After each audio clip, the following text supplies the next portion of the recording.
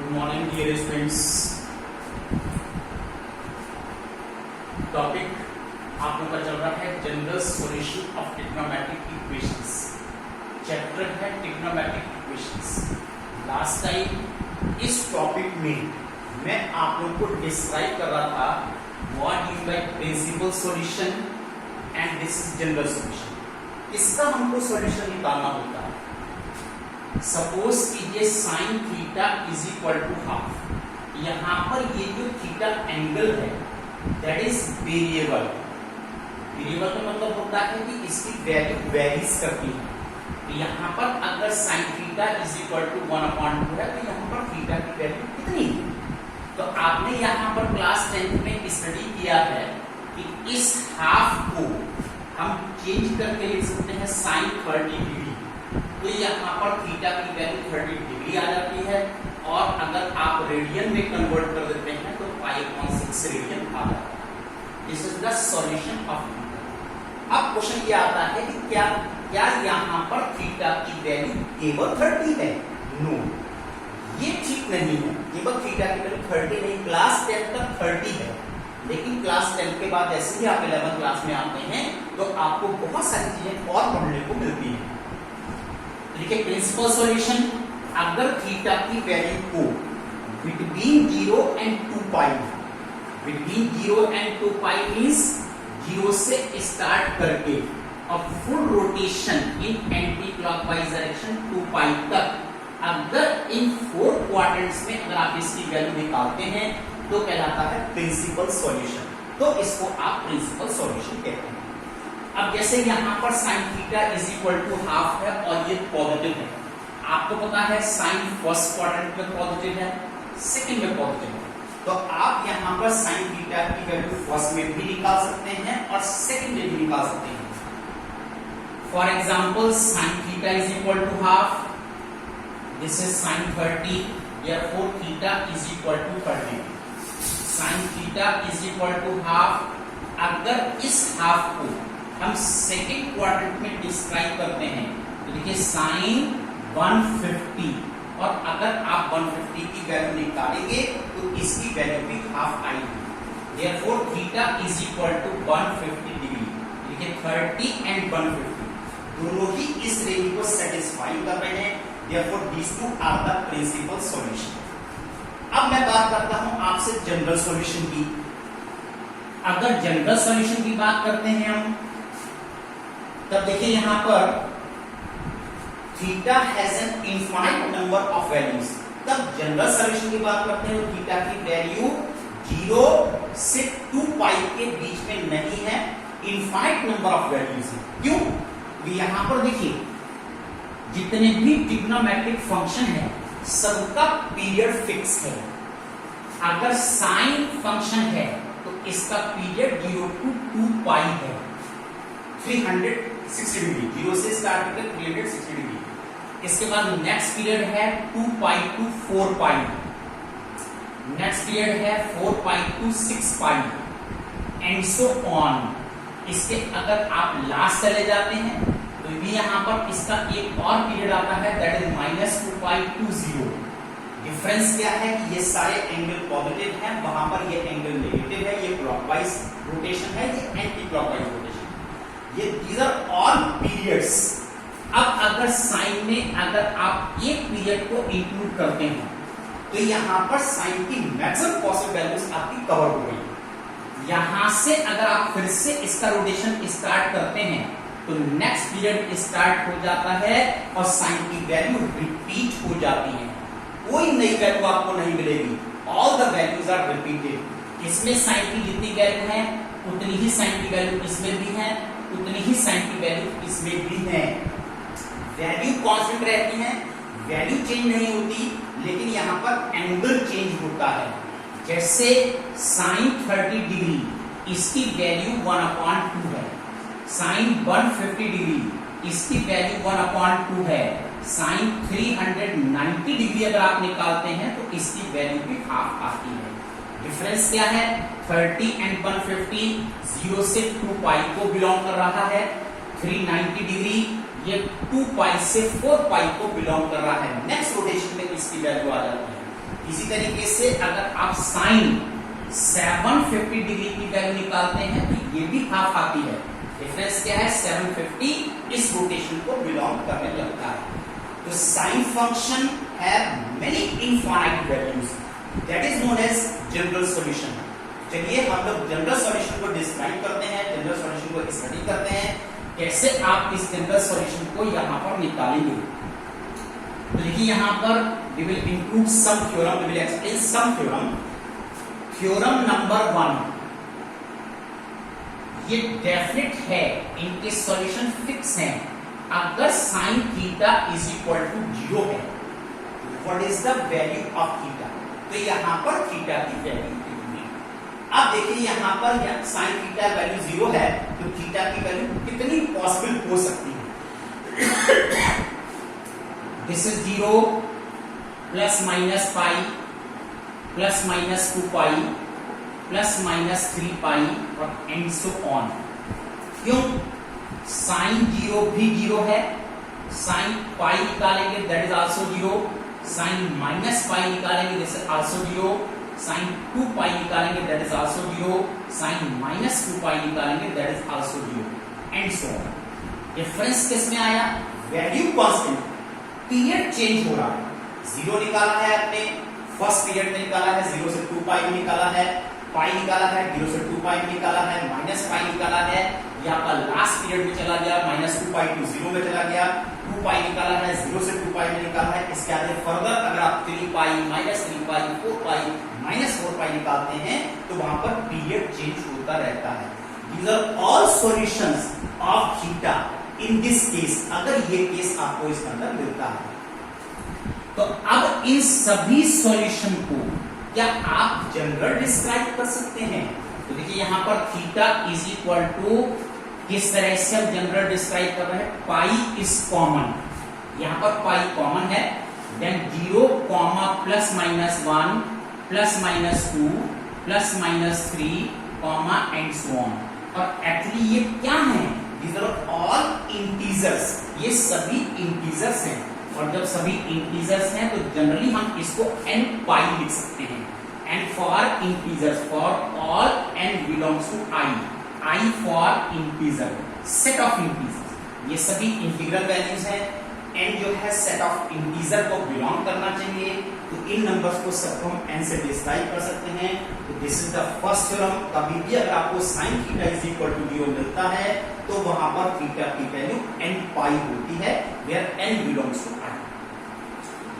Similarly अगर यही case आपको cos में मिलता है, अगर यही केस आपको cos मिलता है, that is cos theta is equal to 0, this is the second part. तब यहां पर थीटा की general value 2n plus 1 into pi upon 2 है for all n belongs to i। ये देखिए यहां पर अगर cos theta is equal to 0 है तो उसका जनरल सॉल्यूशन फिक्स है, और theta is equal to 2n plus 1 into pi upon 2। ये रिप्रेजेंट करता है ऑड मल्टीपल ऑफ 90। जितने भी ऑड मल्टीपल ऑफ 90 आपको मिलेंगे वहां पर उतने एंगल की वैल्यू आपको cos के केस में 0 जरूर मिलेगी। Now this is the third part, tan theta is equal to 0, then theta is equal to n pi for all n belongs to i, like sin। अगर tan theta is equal to 0 है तब भी वहां पर theta की value n pi है for all n belongs to i। जो solution sin का है वही tan का है, but for the value of 0 value के लिए। इतने देखिए यहां पर मैंने थ्योरम्स आपको डिस्क्राइब किए हैं। अब इन पर मैं एक एक एग्जांपल आपको बताने जा रहा हूं। First example, sin 3x, sin 3x is equal to 0, find the value of x। तो यहां से x की वैल्यू को निकालिए। देखिए since sin theta is equal to 0, then theta is equal to n pi. यहां पर देखिए 3x is equal to n pi, then x is equal to n pi upon 3 for all n belongs to i। This is the general. अब यहां पर x की जितनी value है वो n पाई अपॉन 3 को सेटिस्फाई करती है, और n की वैल्यू को आप किसी भी इंटीग्रल वैल्यू से रिप्लेस कर सकते हैं। It represents many infinite solution.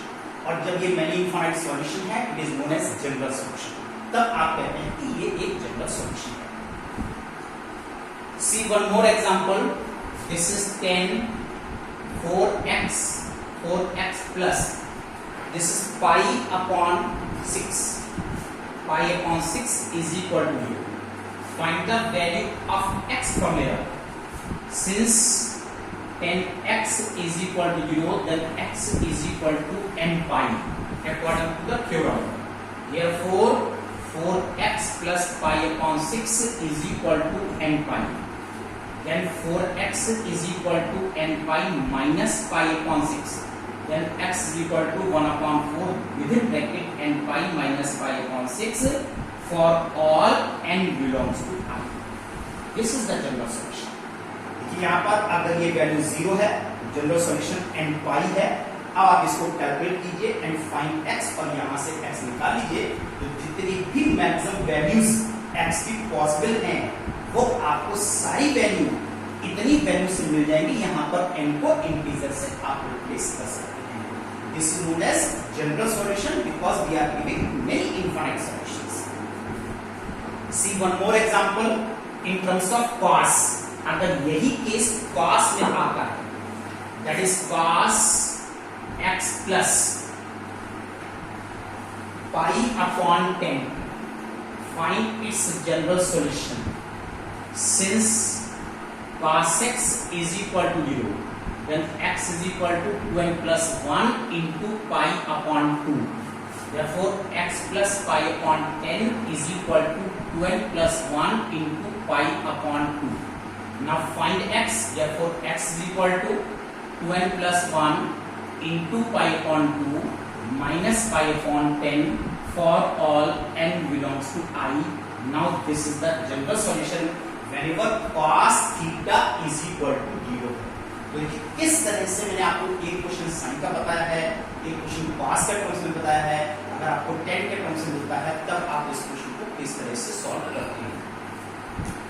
Dear students, इसके बाद देखिए क्वेश्चन ये अराइज होता है कि सपोज कर लीजिए कि अगर ये 0 नहीं है, लाइक 1 upon 2 0 नहीं, अब इस 1 upon 2 को आप sin 30 में कन्वर्ट करते हैं।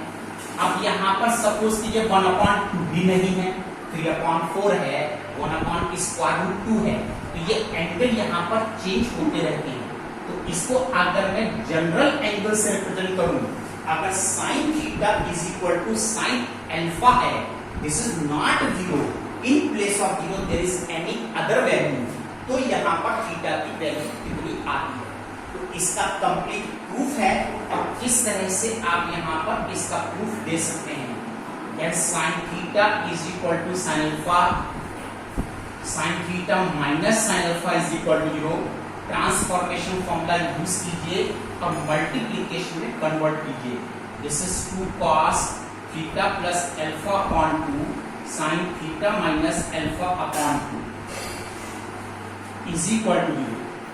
Then either cos theta plus alpha upon 2 is equal to 0 or sin theta minus alpha upon 2 is equal to 0.